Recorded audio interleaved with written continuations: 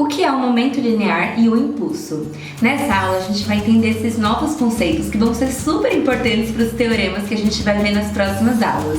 Então antes de começar, já curte aí embaixo, se inscreve no canal e vamos lá! Gente, então para a gente começar a falar sobre o primeiro tópico dessa aula, que é o momento linear, vamos voltar lá na segunda lei de Newton, que a gente estudou lá atrás. Imagina que você tem uma partícula de massa m e aí você conhece a força resultante que está atuando nessa partícula. Pela segunda lei de Newton, a gente pode falar que a força resultante, que é a soma de todas as forças que estão atuando nela, é igual à massa da partícula vezes a aceleração, né?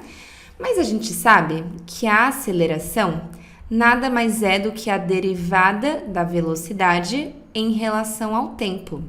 Então, a gente pode falar que a força resultante atuando nessa partícula é igual à massa vezes a derivada da velocidade em relação ao tempo.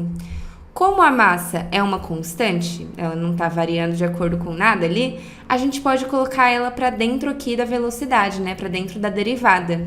E aí a gente vai ter que a força resultante atuando sobre a partícula vai ser a derivada da massa vezes a velocidade em relação ao tempo, ou seja, a força resultante ali, a força total que está atuando naquela partícula de massa m, vai ser a derivada da grandeza m vezes v. Ah, mas quem é essa grandeza m vezes v? É justamente um dos nossos tópicos chaves dessa aula, que é o momento linear, ou então quantidade de movimento, que você pode ver em alguns livros que ele vai chamar de quantidade de movimento, mas é a mesma coisa, tá bom? Então, gente, o momento linear de uma partícula vai ser uma grandeza vetorial que é dada pela massa dessa partícula vezes o vetor velocidade. Então, o vetor velocidade vai ter uma direção, um sentido, né? E aí, o vetor momento linear vai ter essa mesma direção e esse mesmo sentido, mas o que vai mudar é o módulo, né? Então, por exemplo, se você tem aqui o vetor velocidade e você multiplica pela massa da partícula, você vai ou ter um vetor um pouco maior ou um vetor um pouco menor, mas na mesma direção e no mesmo sentido, porque quando você multiplica um vetor por um escalar, você não altera a direção dele, certo, gente? E como a massa é sempre positiva, você não vai alterar o sentido também. Então, por exemplo, imagina que você tem essa bolinha aqui que está se movendo com uma velocidade v, na direção horizontal. E aí você quer calcular a quantidade de movimento dessa bolinha, sabendo que ela tem uma massa m. Essa quantidade de movimento vai ser a massa m vezes o vetor velocidade v. Então, com certeza, essa quantidade de movimento vai estar na mesma direção e no mesmo sentido do vetor v. Por exemplo, vamos supor aqui que o vetor v é de 3 metros por segundo para a direita, né, na direção i. E a massa dessa bolinha é 5 quilos. Então, quem é o vetor quantidade de movimento dessa bolinha? O vetor do momento linear dela. Bom, o vetor vai ser a massa dela, que é 5 quilos, vezes a velocidade dela, que é 3 metros por segundo na direção i. É uma grandeza vetorial, né? Na direção i aqui. Então, a quantidade de movimento, o vetor quantidade de movimento, vai ser 5 vezes 3, que é 15. Aí a unidade de medida vai ficar a unidade de massa, que é quilo, vezes a unidade de velocidade, que é metro por segundo. E aí tudo isso na direção i. Então, esse é o momento linear da nossa bolinha aqui para esse caso. Ela tem um momento linear que está atuando para a direita, o módulo desse momento linear é 15 e a unidade de medida vai ser a unidade de massa vezes a unidade de velocidade. Então, quilo vezes metro por segundo, tudo bem? Essa aqui vai ser a nossa unidade padrão de momento linear no sistema internacional. Ou então, por exemplo, se essa bolinha aqui está se movendo com o vetor velocidade v, que tem componentes no eixo x e no eixo y. O vetor de momento linear vai ter a mesma direção e o mesmo sentido do vetor v, né? Então, por exemplo, vai estar aqui. E aí ele também pode ser decomposto com uma componente x, então px, e uma componente y, então o py aqui. Então, gente, o vetor momento linear vai ser a massa vezes o vetor velocidade. Mas se você quiser falar sobre componentes, você pode fazer o que a gente sempre faz quando está em uma situação bidimensional.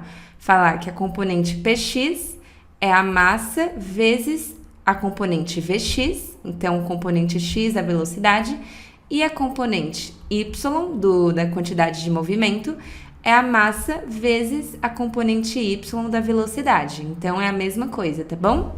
E aí, gente, voltando onde a gente estava no começo da aula, sobre a segunda lei de Newton, o que a gente encontrou aqui é que a força resultante que atua sobre nossa partícula é a derivada de m vezes v em relação ao tempo. Ou seja, a força resultante que atua sobre uma partícula de massa m é a derivada do momento linear em relação ao tempo. Então, aqui uma outra relação que a gente tem sobre a força resultante e a quantidade de movimento. Quando a gente olha para essa derivada, a gente pode lembrar do que a gente sabe sobre derivadas, né? Para entender o que isso está falando para a gente. Quando a gente tem uma variação muito grande na quantidade de movimento, ou seja, a quantidade de movimento altera de forma muito rápida, quer dizer que a gente tem uma derivada maior, né? Ou seja, a força resultante atuando sobre essa partícula tem que ser maior. Então, quando a variação do momento linear ocorre de forma muito rápida, a força resultante ali atuando tem que ser maior também, porque a força resultante nada mais é do que a derivada, e se a variação é muito rápida, quer dizer que a derivada é maior. Agora, se a quantidade de movimento alterar assim, de uma forma bem lenta, não alterar tanto, quer dizer que a força resultante atuando ali é menor, porque a derivada é menor quando a variação é menor. Então, gente, pode ser que nesse momento você esteja comparando ao momento linear com a energia cinética na sua cabeça, né? Por quê? Parece bastante, de fato, né? Tem a massa, tem a velocidade. E lembrando, a energia cinética era m vezes v ao quadrado sobre 2. Mas uma das diferenças que a gente pode ver de cara é que a energia cinética é uma grandeza escalar, enquanto o momento linear é uma grandeza vetorial, que tem direção e tem sentido. Uma outra questão é que a energia cinética era uma unidade medida em joules, enquanto o momento linear vai ser medido em quilo vezes metro por segundo. Gente, antes de a gente continuar para o próximo conceito, eu te convido a fazer parte do Mathematech Academy, que é a nossa comunidade online, onde você conta com aulas exclusivas, exercícios resolvidos de Física 1 e de várias outras matérias do seu curso, além de provas antigas da sua faculdade resolvidas passo a passo, uma comunidade para você interagir com outros membros e enviar suas dúvidas, e o nosso gerador de listas personalizadas. Então, para conhecer mais e ter acesso a tudo isso, é só clicar aqui no link da descrição matemateca.com. Espero vocês lá! E agora, para a gente ver mais uma diferença importantíssima entre essas grandezas, a gente vai começar a falar sobre uma segunda grandeza aqui, que vai ser o impulso. Então, olha só, vamos imaginar que a gente tem uma força resultante F, que é uma força constante, que está atuando sobre uma partícula. Então, por exemplo, sobre esse bloco aqui. E aí, essa partícula estava com uma velocidade inicial V0 ali, e aí vem uma força e atua aqui resultante para a direita também. E essa força atua durante um determinado intervalo ali, um intervalo ΔT, por exemplo, 3 segundos, atua durante 5 segundos, de tal forma que conforme ela atua, no final do intervalo, então no tempo final aqui, a velocidade vai ser uma velocidade V final. A gente pode falar, se a gente for usar nossa linguagem do cotidiano, que essa força deu como se fosse um impulso aqui nesse bloco, né? Ela impulsionou ele de tal forma que a velocidade dele aumentou. E esse impulso, o quanto essa velocidade aumentou, depende totalmente do intervalo de tempo que a força atuou ali. Se ela atuar por menos tempo, por mais tempo, isso vai influenciar totalmente no quanto esse impulso é maior ou menor. E é aí que a gente chega na nossa próxima grandeza, que é o impulso, gente. Então, o impulso da força resultante vai ser a força resultante total que está atuando ali na partícula, vezes o intervalo de tempo que essa força atuou.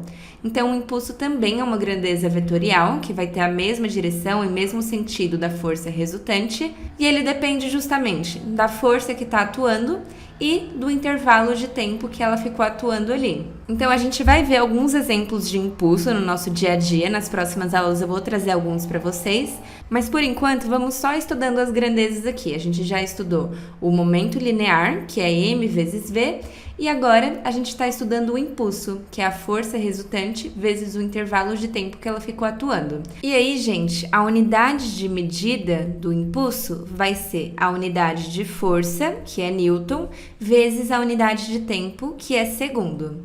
Só que Newton, a gente sabe que é a mesma coisa que quilo vezes metro por segundo ao quadrado. Ah, por que a gente sabe isso? Lembra que a força é igual a massa vezes a aceleração?